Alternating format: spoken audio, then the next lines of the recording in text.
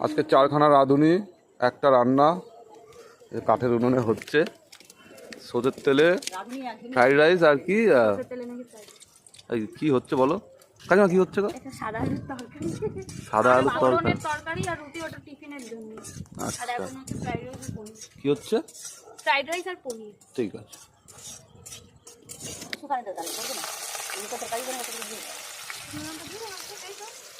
মোটামুটি যা কাঠ ফাটা যেতে হয়ে যাবে। যে গাছ দেখো, এই দেখ মাম টমেটো গাছ ধরেছে, দেখ ওটা টমেটো গাছ। বেগুন গাছ দেখবি, বেগুন গাছ চ দেখাচ্ছি। ঠিক আছে, এই দেখো, দেখেছো বেগুন? এই দে কেমন বেগুনটা, কেমন? হ্যাঁ, তোমার কাঠের জালে ভালো লাগে তো? হ্যাঁ ঠিক আছে, কাঠের উনুন বানিয়ে দেবো, মাটির উনুন।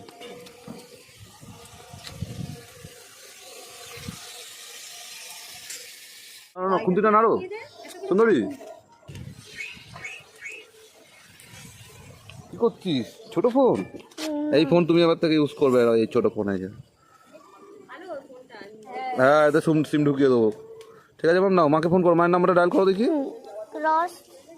মায়ের নাম্বারটা ডায়াল করো, দাও। এরকমভাবে লক খুলবে দেখি।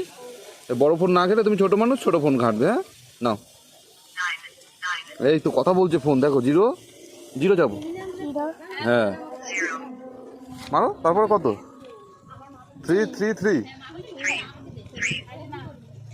হ্যাঁ কল করো। ছুটকি, তোর চোখ জ্বলছে?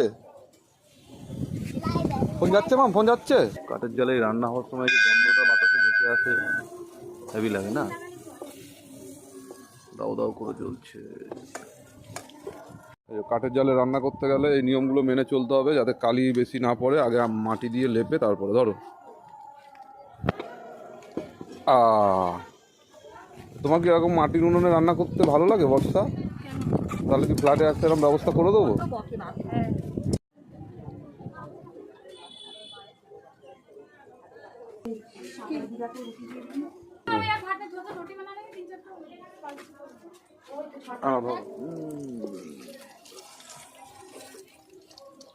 আগুনের তাপটা হেভি লাগছে কিন্তু।